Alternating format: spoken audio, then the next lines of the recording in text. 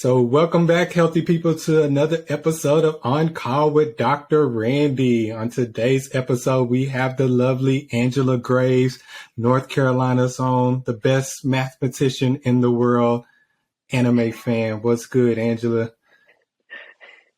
Oh, hi, Dr. Randy. That was a great intro. Thank you. What's so great about the city of Charlotte?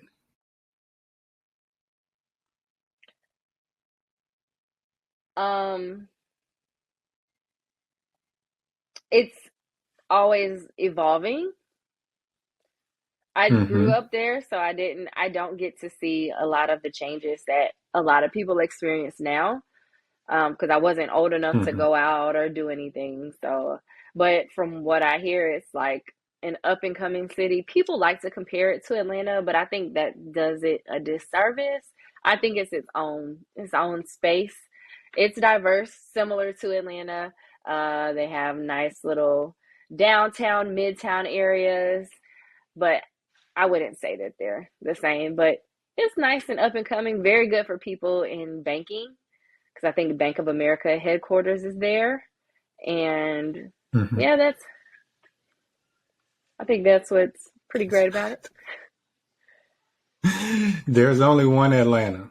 So it's Exactly. hard because Atlanta has set the bar for everything. So we everywhere as far as black people in Atlanta. I don't know if it's like that in Charlotte, but definitely here in Atlanta, we everywhere, opposition. Yeah, definitely. So I got Angela on today for the series. I'm too young for this ish. Yes, I have another great guest on for this series. And Angela was diagnosed with thyroid cancer, correct? Yes.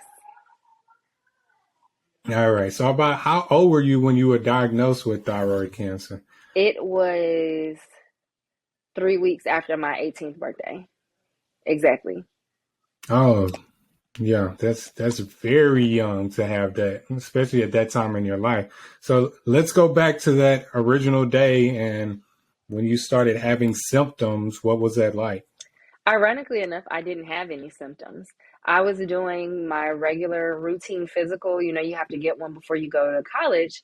And I was prepping to go to freshman orientation.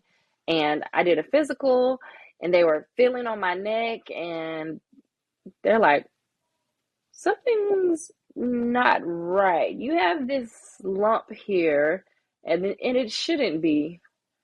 I was like, hmm, it's been there for a while. It moves up and down when I swallow. They sent me to a specialist. The specialist said, okay, yeah, that's not normal. This is a week after my 18th birthday. It didn't feel normal. And so they sent me to a specialist. The doctor said, yeah, that's not right. We'll probably need to take a biopsy. I didn't know probably meant definitely because he went out of the office and got the biopsy things like just then. I was not prepared for that at all. Um, Wow. I'm sitting there in a tank top and a hat. My mom's sitting in the office because at that time I didn't have my license. So she's sitting outside the office and they're like, okay, come back with 2 syringes, a little, forgot what you call those things where you put the cellular samples on it to look at it under a microscope, those things. Um, Mm-hmm. A he little said, okay, slide. yep. He said, okay, tilt your head back. This is going to smart a little bit. Smart a little bit. Okay. So literally, I just sitting in a chair similar to this in the office where I thought I was going for a consultation, tilted my head back, takes the syringe right into my neck, wiggles it around to pull the tissue. There was no numbing agent involved. I had to sit there like just like this. And they're like, okay, we need to get a second sample just to be sure. Did it a second time.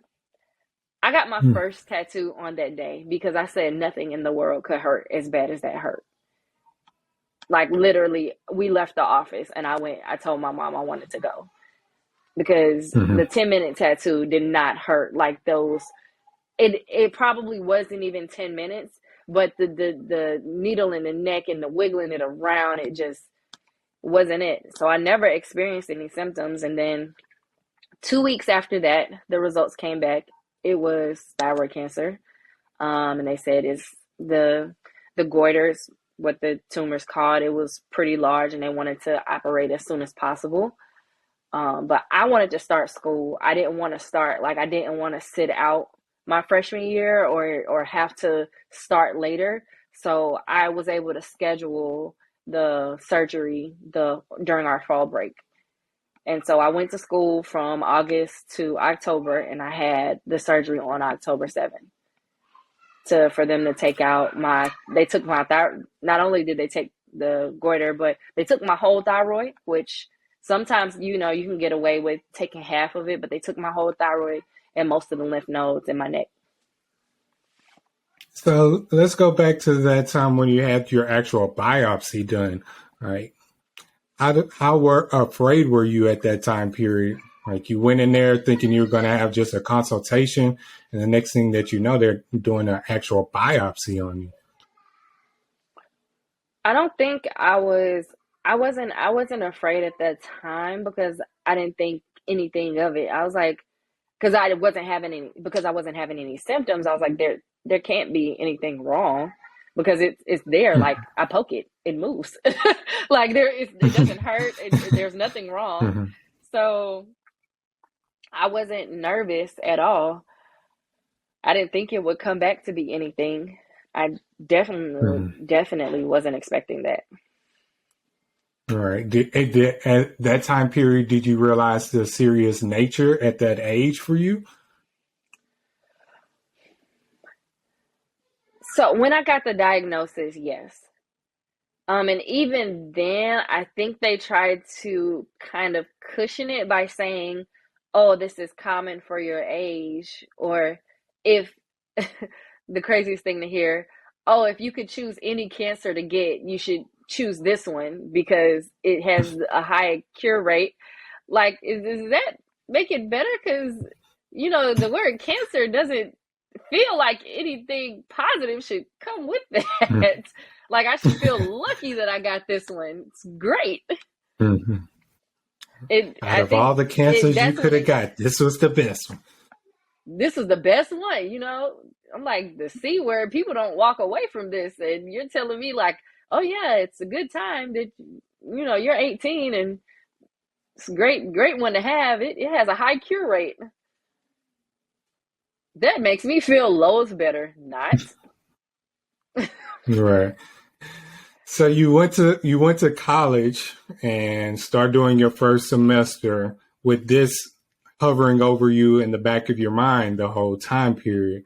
So what was that kind of like for you that freshman year until you had your surgery?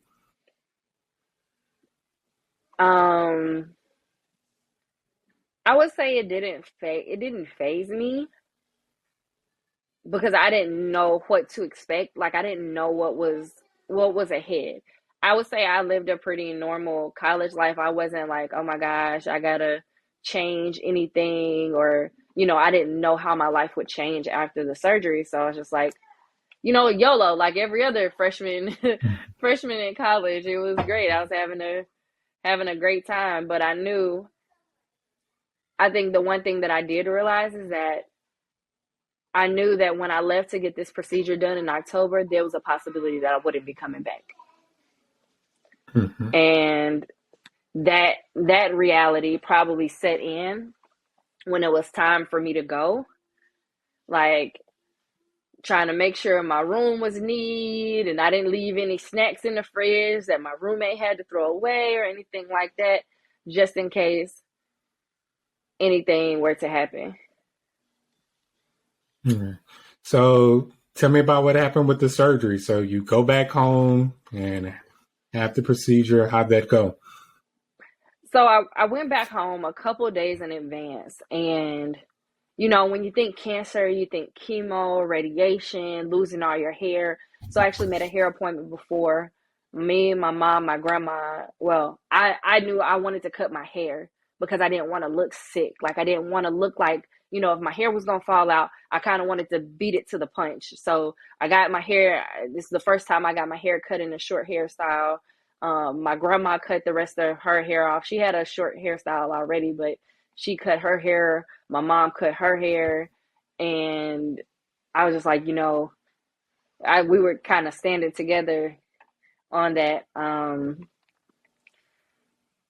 It was very like, of course, I grew up in the church, so my grandma was a deaconess. Me and my grandma, my mom were all missionaries, and so of course they had the pastor and some of the prayer warriors from the church come in, and they're in the room while they're asking me these questions. And you're a freshman in college, you're 18, and they're like, "Hey, do you drink?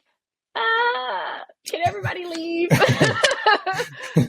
Please get out now.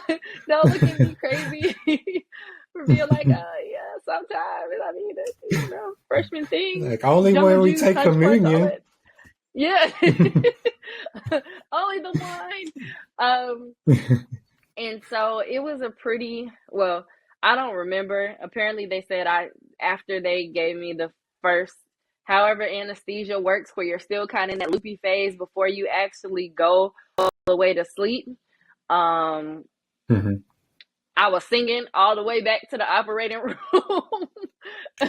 and talking about stuff. The procedure. You were singing hymns all the way back to the surgery room. I don't know Hosanna what. forever. We We worship worship you. I don't know what I was saying, but my mom said I was singing the whole way. It was from my understanding, it was a fairly quick procedure. I think they said like 4 or 5 hours. I don't know if that's quick in you. medical.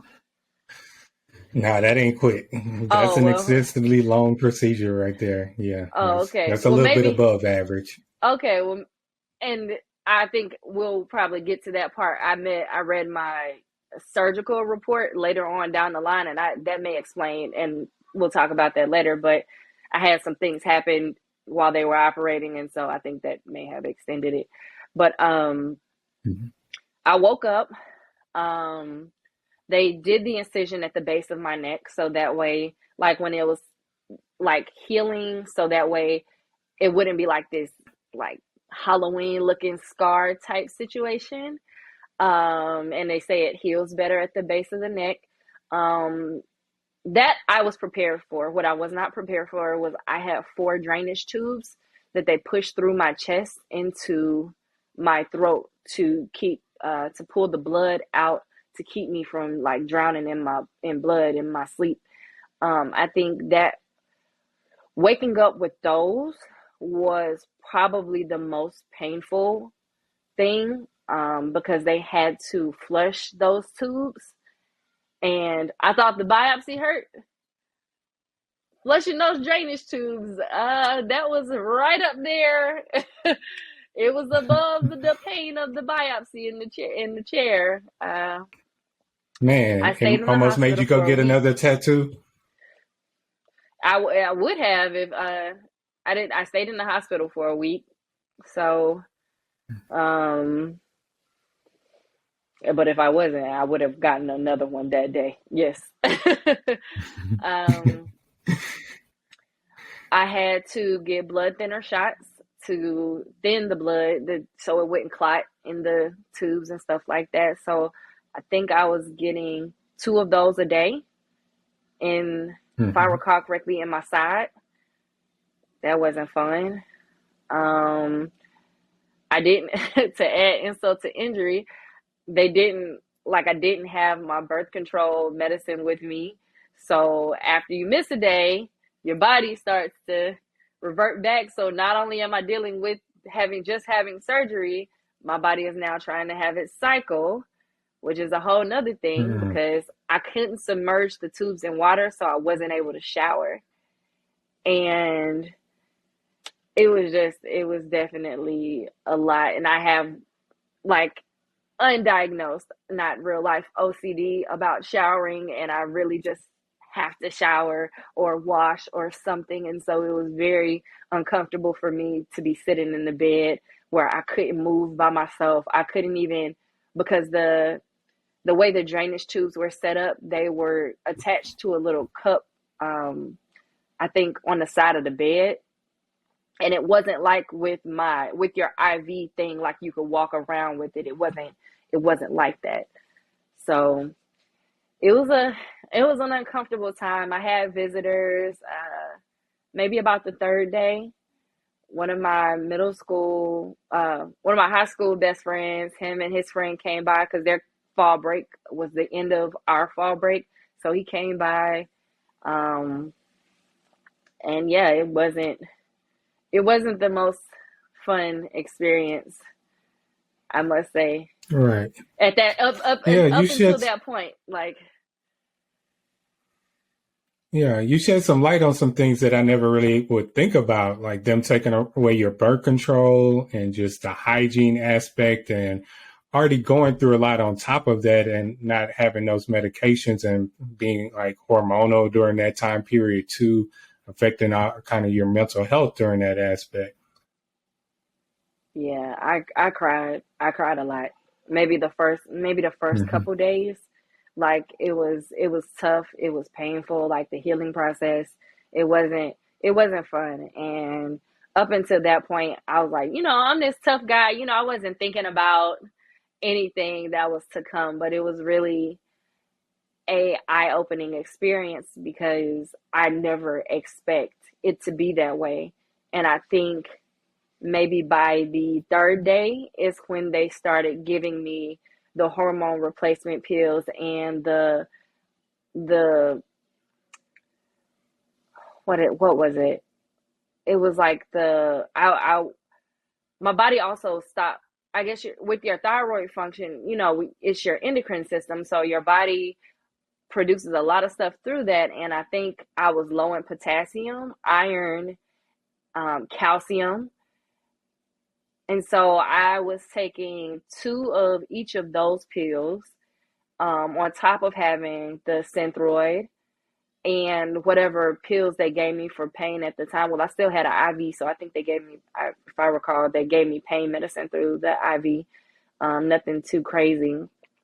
But I had started taking like 11 different pills like a day. I went from Mm. nothing to now having to keep track of this and that, and you can't take anything with the Synthroid because then your body won't absorb it the way that you're supposed to. So you got to make sure that you space that out. And then my mom, we were able to get my birth control filled, and I was able to get back on that to get that back situated. I think that was the 11th one of the other 10. It was just difficult. And I think at that moment I realized, like, I don't, I'm not normal anymore. Like, I have to manage this because if I don't, it could be the end of me for real. Hmm.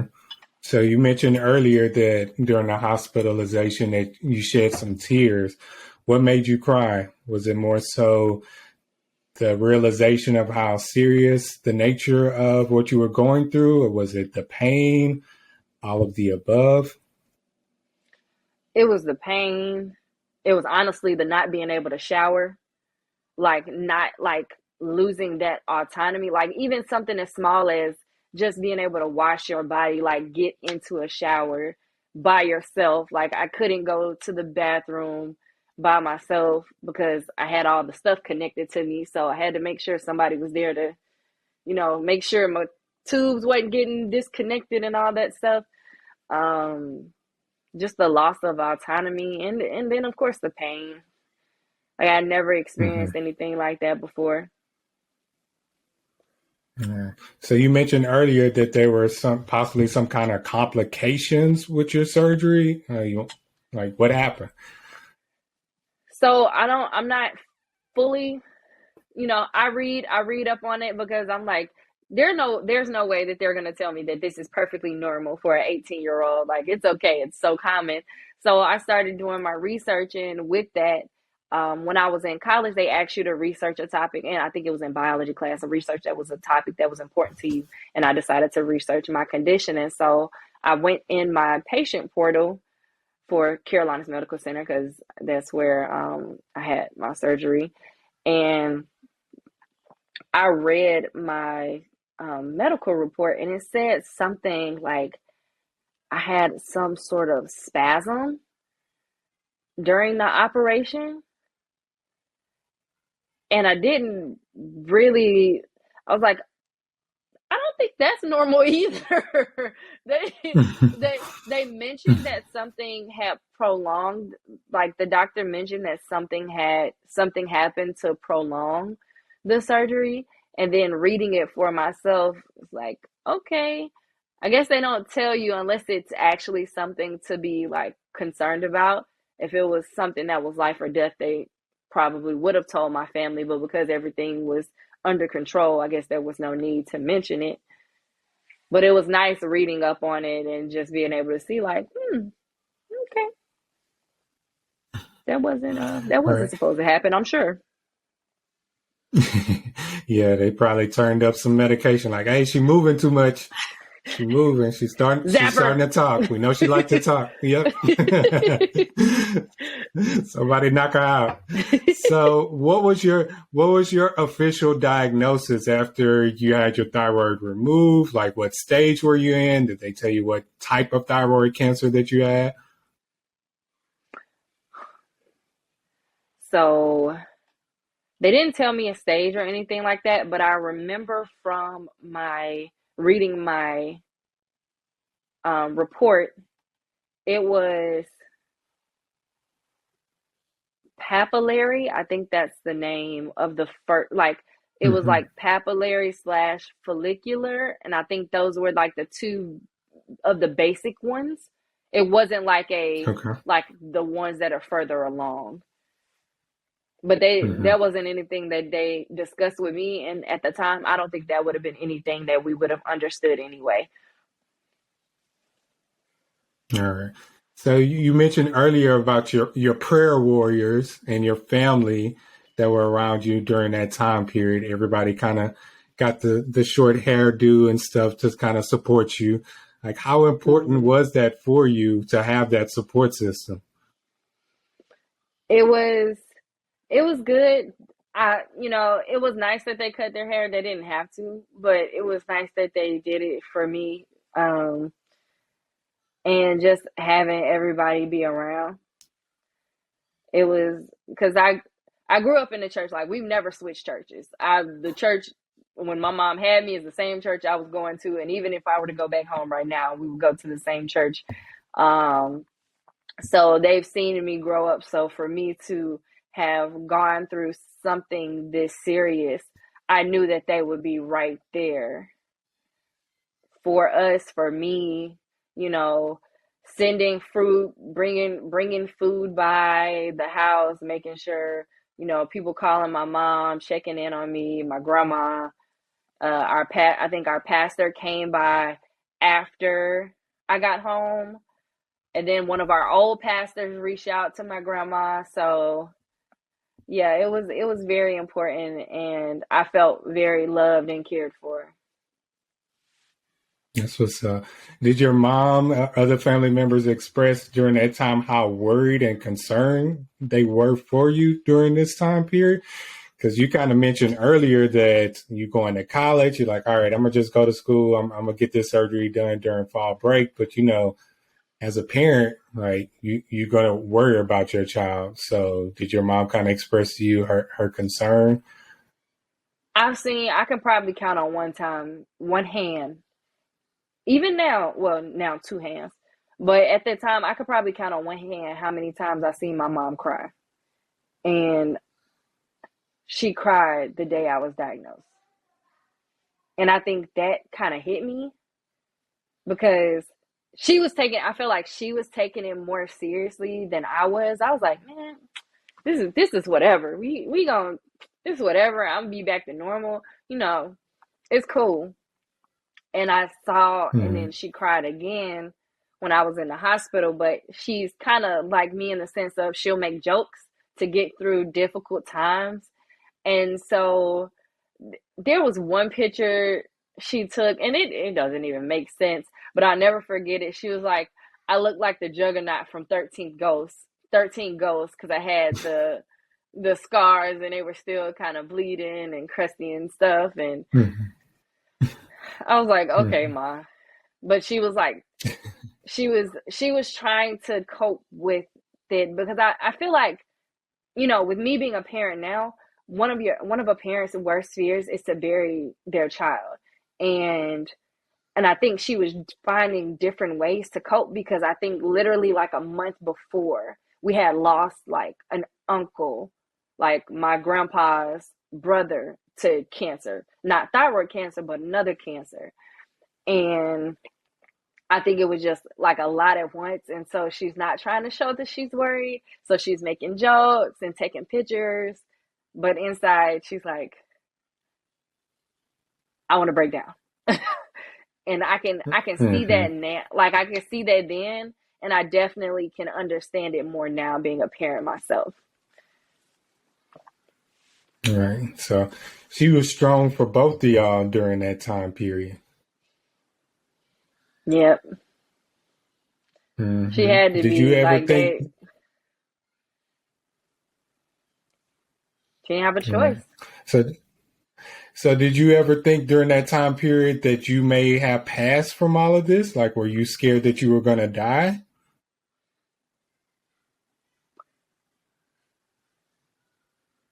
Mm, at from the surgery, no. It was there were other moments later on down the line where I definitely started to question my mortality. Like, Hmm. is this gonna, am I gonna kick the bucket because of this? Um, Hmm. because later on in college, I met some other people who also had chronic illnesses. It was another girl who had cancer, and she had it one way and it came back another way. And there was a guy that I made friends with, and he had Crohn's. And we would laugh and joke about chronic illnesses and going to the doctor, because at that time, I'm going to school in Georgia. So when I finally did go back to school, I would have to commute back and forth from Augusta to Charlotte to go to doctor's appointments. And we would talk all the time about going to doctor's appointments and things. And he went to one doctor's appointment and I never saw him again. And Hmm. it was things like that that started making me question, like, yes, this happened. I was young. This was the process to quote unquote cure it, or remove the cancer, was fairly easy, but was it easy for other people too? And that's what complicated their life a little bit further on down the line. So let's go talk about your recovery process. Like after you had your surgery, what happened after that? I went home uh, to mom's house. I stayed out of school for a month. The first thing I did when I got home was what? Showered. Yes. I just finally showered. That was the first thing I wanted to do when I went home. They had me on a low iodine diet. So Hmm. like I don't like salt anyway. I like to season stuff, like Lowry's. But it wasn't like I wasn't eating like super heavy foods. And then when I finally could eat and started back eating normal things, and it it felt normal, besides the fact that I had several different timers set for me to take medicines throughout the day, because they couldn't have, like, I couldn't have certain things overlapping. And I now have to take this medicine at the beginning of my day. But if I take it, I can't eat for an hour after. And if it's dairy, I can't have dairy for 4 hours after, or otherwise my body won't absorb the synthroid the way that I'm supposed to. Or, it was a lot of balancing and juggling with that. That was the probably one of the more difficult parts. And obviously eating after having a throat surgery was kind of weird after. It's like some Hmm. things in there missing. It's kind of sore. And I guess the side where the goiter was mostly on, I had some nerve damage there, so I couldn't feel that side of my neck for like I had no feeling on the left side of my neck for a while. So like I could touch it, but I know that I'm touching it, but I couldn't feel anything like on my skin or on my neck. So that part was Mm-hmm. kind of weird. Yeah, like you when you mentioned earlier that after you had your surgery, you're like not normal anymore. There's a new normal for you now, and taking medications and not feeling certain sides of your neck, difficulty swallowing. Like, what was that mental process like for you adjusting to the new normal? It sucked. It sucked because I thought about all the times where maybe in college we'll go and stay out all night and then we'll leave the club and get Waffle House and then we'll go back to our room and go to sleep. And I don't have that at the time. I felt like I didn't have that flexibility anymore because I have to take this medicine on an empty stomach. And if I eat Waffle House at 4 a.m. and I wake up at 8, my stomach isn't empty because I just had Waffle House. And Mm-hmm. even to the level of tired that I felt after, obviously after your body's undergo, you've done some surgery, it doesn't feel the same. Like I was tired a lot and I couldn't figure out why. I'm like, golly, I just want to sleep all day. I just want to lay around all day. And it was my body getting adjusted to everything.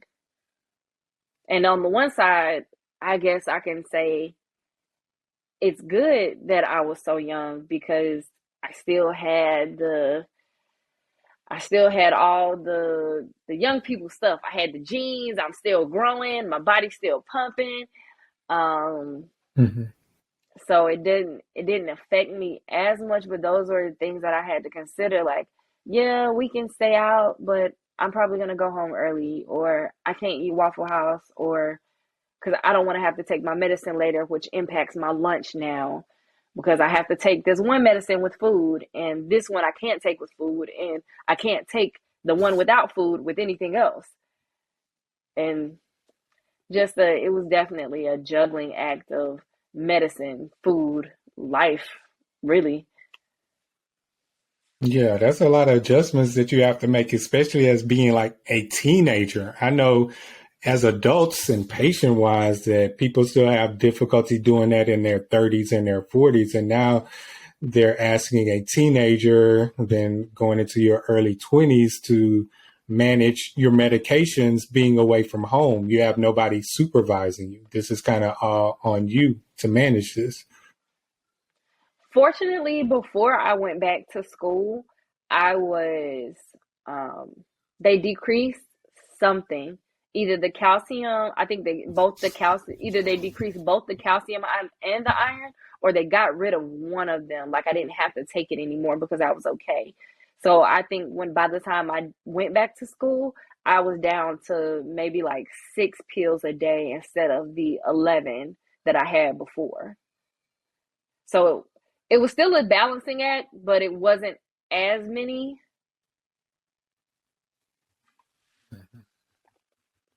So, when did you feel like you started kind of getting a handle of everything, or were there some complications after, like, finally starting getting your medications together, seeing your specialist, or everything wasn't that smooth for you? I was 28. I was 28. That's when I started getting a So, handle on it. 10 a years later. decade later, you finally got it. Because I was So, I was going to school in Augusta, traveling back and forth from Augusta to Charlotte. I wasn't driving at the time, so my mom would have to come get me. We go back, she bring me back, she go back. Sometimes the appointments would be 15 minutes. They may want to see my incisions, may not, may just want to do blood work, or maybe they'll send me the labs early and I can get the labs done in Augusta before I come home to my appointment in Charlotte. My body was not regulating that fast. So I was on like almost constant increase of dosage. And the reason why I say I didn't get a handle on it until I was 28 was because it wasn't until I was 25 that I was on a stable dose.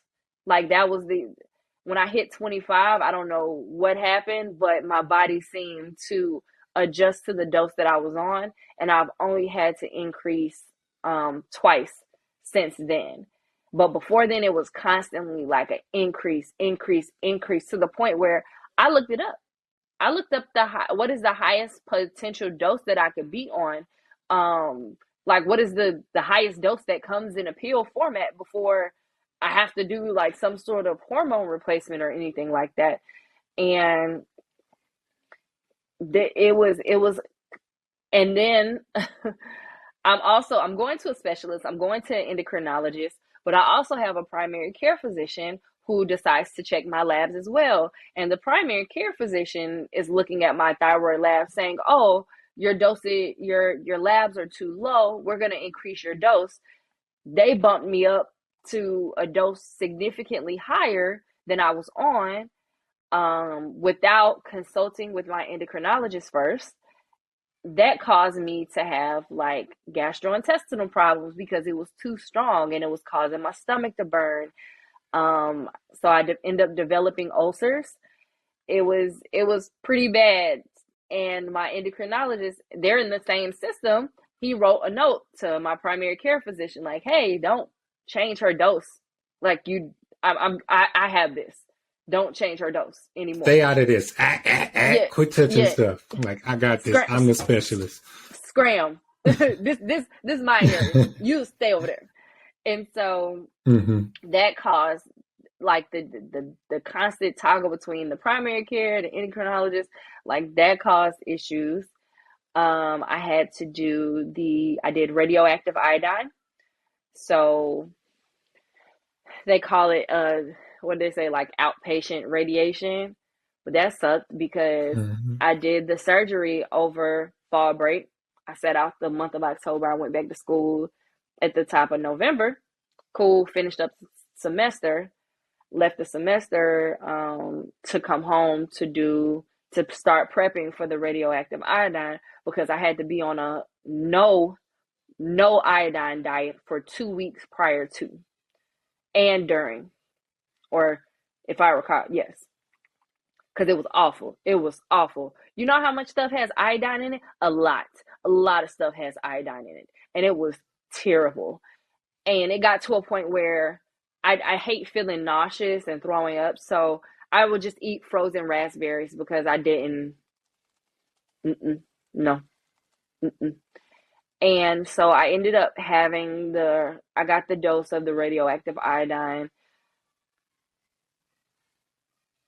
I want to say on like I feel like it was December 15th-ish. It was to the point where I couldn't spend Christmas around my family because even though it's considered outpatient radiation, you still have to keep your distance of 6 feet from another person. So I was pretty much isolated, quarantined to my room through Christmas. I think I was good to be around them for New Year's, but through Christmas, it was tough. Like my mom put up the tree. I slept in the hallway, so I could still see everybody and stuff, but not being around them because I didn't want to cause any harm to anyone. It was that was very tough. It was lonely. It was isolating. But I understood that was something that I had to do to make sure that this was over. It was hard. Right. It was So hard. that's the same thing my friend Emery had to go through with him and his hypothyroidism. He had to do that radioiodine treatment. So did you know that you were going to have to do that after you had your surgery, or did something happen where they said, well, okay, we didn't get it all, we need to do the radioiodine procedure? No, they told me up front that they were going to do that just to make sure that it's that it's all gone just because of the size of the goiter and the fact that they had to take my whole thyroid. They're just like, yeah, we need to make sure that it was all gone because apparently it had grown from the time that I had the biopsy to the time that of my surgery. So they just wanted to make sure they did a clean slate. Mm-hmm. So, I mean, me and you have kind of talked about this before as well, about the back and forth that you've had to go through as far as getting your labs done and seeing different specialists. Like, talk a little bit about the downside of all that you have to do treatment wise, following up to make sure that you're straight. That's a technical term for those who Yeah. don't know. Straight means okay, good, Gucci. You know, Dr. Randy's using us the lingo around here. The lingo. It was definitely a challenge. Like when I finally switched to an endocrinologist in Georgia, I was going to him for regular monitoring, which was close, it was local. I was getting labs drawn every 6 weeks. And it wasn't like a 2 and 3 vials. It was like six vials, 8 vials drawn at a time. And I'm like, golly, what are y'all testing every other month that you need all this blood? I can barely Save me keep some. any. Save me some. And that doctor was really good. I would say I didn't switch over until I was towards the end of my time in Augusta and I was about to graduate because I knew that I was going to stay in Georgia. And so I just transferred I didn't transfer because it's not the same system, but I tried to make sure he had all my medical reports and stuff from before so that way we wouldn't be starting over from scratch. But even then, what one specialist sees, like even among specialists, they look at things differently because the specialist I had in Charlotte, he saw one thing and then I get to the specialist in Augusta. I'm starting to get labs. I'm starting to go on a monthly basis to get labs and figuring things out. And I'm thinking to myself, like, why am I increasing in labs? And one of my last few appointments with him he said, well, you're showing the presence of antibodies, and that means your body is fighting off something, and you don't have any more thyroid left. So that means that this is potentially spread to your tissue or somewhere else. So now I'm freaking out because I'm thinking, if I got cancer and it's spreading to like tissue or bone or blood, that's something you can't control that. You can't put a cap on that. So now I'm really worried.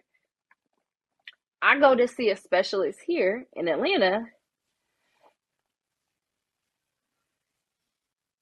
She says, no, you do have antibodies, but it's nothing to be alarmed about. That doesn't mean that the cancer is spread. You're still very much cancer free, and we'll do an ultrasound, but there's no cellular regrowth. I don't know. Maybe they just wanted to operate on you. I don't know, but you're okay. And I've been with the same doctor ever since I moved here. And in the beginning, with that super scary report, I was seeing her more frequently. I was probably getting neck ultrasounds twice a year, getting lab drawn still. I went from 6 weeks to 8 weeks to 12 weeks. And now, I've gotten to maybe once or twice a year. And things have been regular. Like there's been no cause for concern. And even when, because of my medical history, my pregnancy was considered high risk.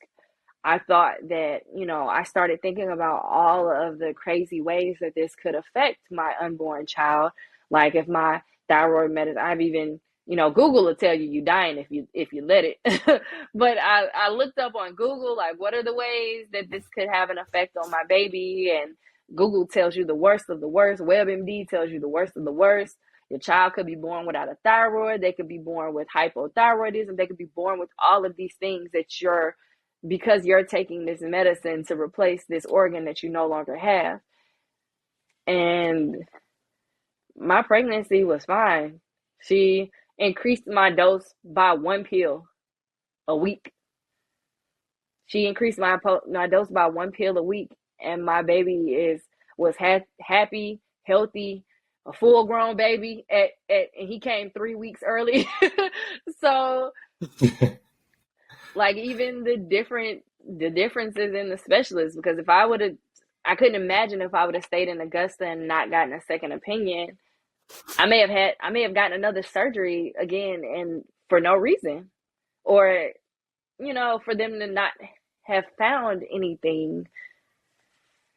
And now it's better because I don't have to go to the doctor as frequently, because early on you go, hey, how are you feeling? Let me touch your neck. Nothing's in there. See you in a couple weeks. Boom, you get a bill for $350. You mean to tell me this 10-minute appointment just cost me $350 after my insurance? Oh, okay. I got to do this for how? I got to do this for the rest of my life. Oh, okay. Is it stressful? But as time goes on, that's unfortunate. That's one of the unfortunate parts of medicine, is those bills that we as providers may not know how much it costs for you to come see us every time, or like you talking about earlier, getting your labs done on a regular basis, and that stuff adds up a lot. That's the unfortunate part of medicine that we don't talk about enough, the money part. Because it got to a point where you get to a point where sometimes, especially if you're working a job, you really can't control which insurance providers, your company has. So if they decide to switch providers and now your doctor is out of network, or maybe your labs aren't covered at the same rate, and it gets to be a little tedious, especially if you're somebody like me who's going to get labs frequently or going to multiple specialists because of something else that may have gone wrong on the side of this. It gets to be a lot pricey. Yeah. So as we kind of wrap up, is there anything that you would look back on that you wish would have happened differently during this whole process? Like individually, you or the health system, how you were treated in certain aspects, anything that you wish would have happened differently for you? No, I wouldn't change a thing. Like, obviously, if I could change something, I would change like having it, but that's not that's not something I could change. But even that, granted, I wouldn't wish my medical history or my experiences on my worst enemy, but I feel like that's essential to how I've grown and developed as a person. If I didn't go through these things, I probably wouldn't look at life as such a gift. I wouldn't look at everything every day, every breath I take, every, painful moment. I wouldn't look at it as such a blessing, because, you could easily be on the other side of it. And one of my mantras that I got from this is like, when you've been at a point or at a place where your life is literally hanging in the balance, living tends to be the most important thing on your list. So I am. So I do. And that's how I live my life. Amen. Church, tabernacle, sanctuary. That girl over there preaching a good word. Preaching. So what like, it just make me think, like, another quick, like, what would you tell yourself, like, going back to that day, like when you were diagnosed, like, what would you go back and tell yourself? Like, if you can go back in time and have a conversation one-on-one. Get the big tattoo. The day I was diagnosed, get the big tattoo. Don't wait until later on, whenever. Get the big tattoo now and worry about everything else later. Because I promise. Oh man, she go back and say, "Let's get the back tattoo." Oh man. Get the big one. So, so I always end my podcast with Randy's random questions. So I'm gonna ask you a couple of random questions. You ready? Okay. Oh yes, she has that. What are you up to, Randy? So, question number one: what's the secret to a good wig? Good hair. Good hair. That's the secret to a good wig. Where do you get the good hair from? Uh, you gotta vet your people. You gotta vet your suppliers. What one person considers good hair may not be considered good hair for somebody else. I've had some good hair from Amazon, and I've also had some good hair from expensive hair from stores, and I've also had not so good hair from stores. So it just depends on what kind of hair you're looking for. All right, y'all can always do like me and go natural, do the big chop, and you ain't got to worry about buying none of that hair. Yeah, Just but you come got on a the Dr. $60 Randy haircut. side. Hey man, we balling over here. We can afford that a little bit. Once a month though. Once a month. Once a month. All right. Question number two. If you had to watch one anime show for the rest of your life, what series would you pick and why? Only one. You can watch every season, pick which episode. You can go from season 2 to season 3, but you can only watch this one anime show for the rest of your life. Which one would Ange pick? My all-time favorite, Inuyasha. It's it's a classic. This was a very hard question actually because Inuyasha is very limited in their seasons, but they actually have a spinoff, so I'm pretty sure that falls in the same category. So, uh, You cheat. Why'd you pick that one?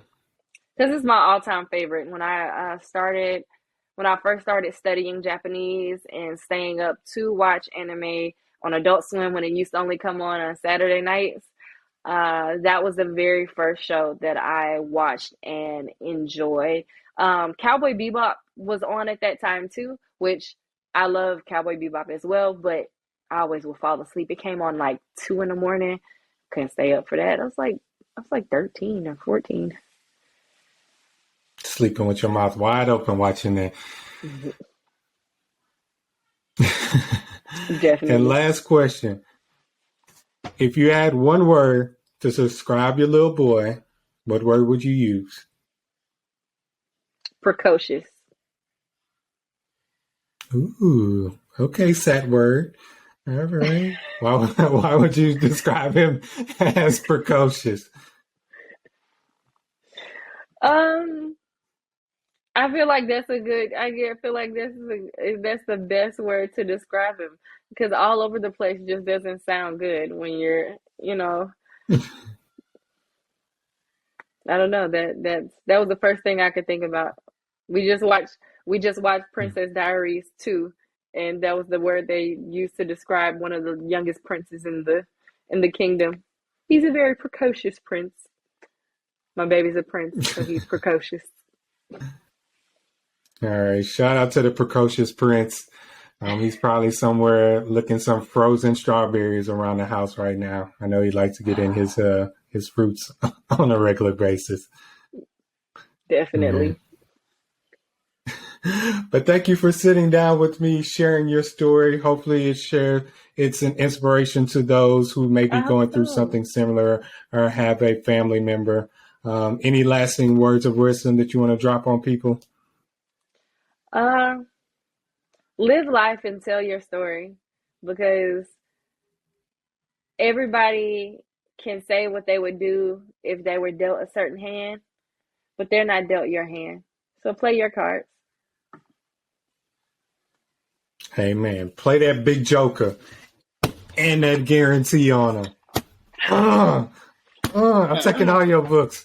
Okay, we're getting extra black here. We Okay. talking about Yeah, yeah, spades. yeah. All right. But thanks, Ange, for sitting down. Thank you for Appreciate it. having me.